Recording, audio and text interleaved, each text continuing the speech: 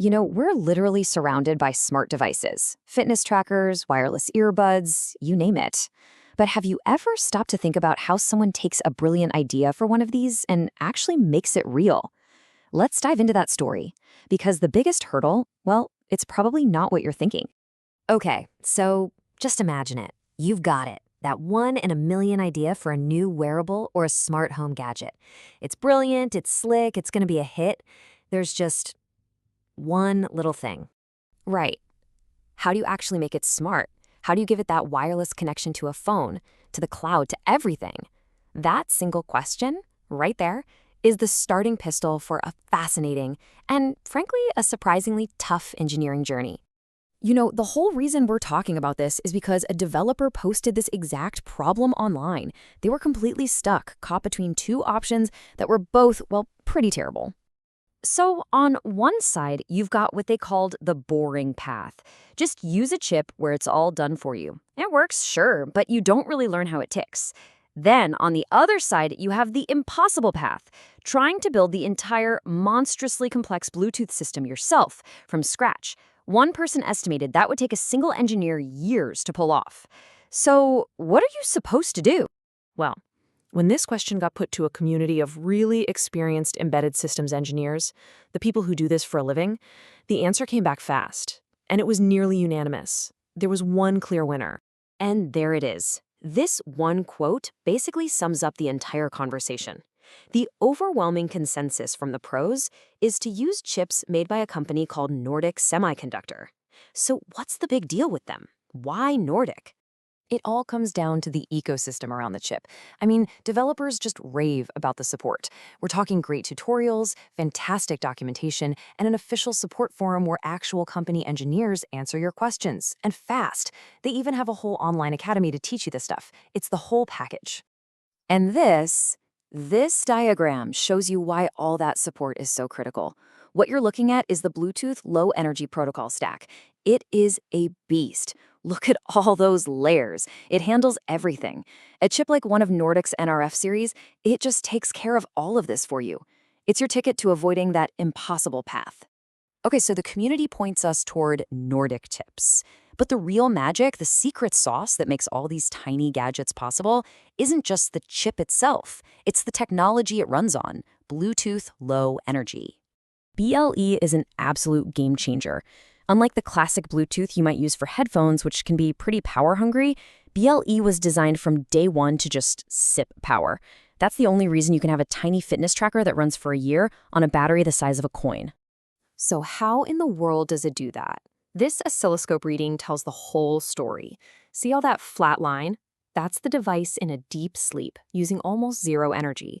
Then, blip, for a fraction of a second, it wakes up, chirps out a tiny piece of data, and goes right back to sleep. This sleep and burst trick is the key to its incredible battery life. And because it's so efficient, it leads to things that sound like they're straight out of science fiction. Seriously, we're talking about devices that don't even need batteries. They can run by harvesting tiny bits of energy from the light in a room, or the heat from a machine, or even from the motion of you just walking around. All right, so you've done it. You picked your Nordic chip, you've mastered BLE, your prototype works perfectly.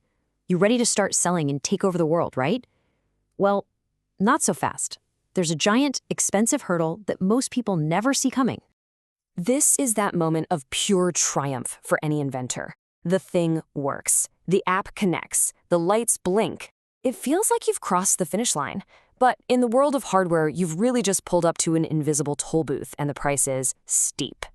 A developer in the discussion described it perfectly with this quote. If you come from the software world where you just, push your code to an app store, this next part is a massive shock to the system. And here's the catch. Before you can legally sell any device that intentionally sends out a radio signal, which includes Bluetooth, you must get it certified. This is not optional. It is the law. It's a whole process of intense testing to make sure your product plays by the rules and doesn't mess with other signals. And this is where the costs get absolutely eye-watering. As you can see from this table, the fees are just staggering. You've got to pay the main Bluetooth organization, the SIG. Then you have government-mandated testing from bodies like the FCC in the US. All in, you're easily looking at $30,000, $40,000, even $60,000 or more. Let's just focus on that for a second. $12,000. That's just for the paperwork. That's what it costs just to get your product officially listed and have the right to use the Bluetooth logo. We haven't even plugged anything in yet. Then you have the actual hardware testing. They take your device to a specialized lab, put it in this crazy-looking room called an anechoic chamber, and precisely measure its radio signals. That part alone can easily run you another 15 grand. I think this developer's analogy really says it all. You literally need the budget of a small car just to get your Bluetooth products legally on the market. That is a massive barrier for so many creators. And that's really the core lesson in all of this. Building a prototype that works, that's the engineering challenge. But turning that working prototype into a product you can legally sell, that's a business and a regulatory challenge. And it's often a much, much bigger one. So what do we take away from all this? Well, on the tech side, the path is actually pretty clear. Use Bluetooth Low Energy and listen to the pros who recommend chips like Nordics and RF series. But on the business side, that path is paved with huge, non-negotiable certification costs. And while using pre-certified parts can help lower those costs, they don't go away. The biggest lesson is that you absolutely have to plan your budget at the same time you're planning your engineering. And that leaves us with the final and most critical question. It isn't just, can you build the device? It's, can you afford to launch it? Your hardware might be ready for the world, but the real question is your business plan ready for that $50,000 toll booth?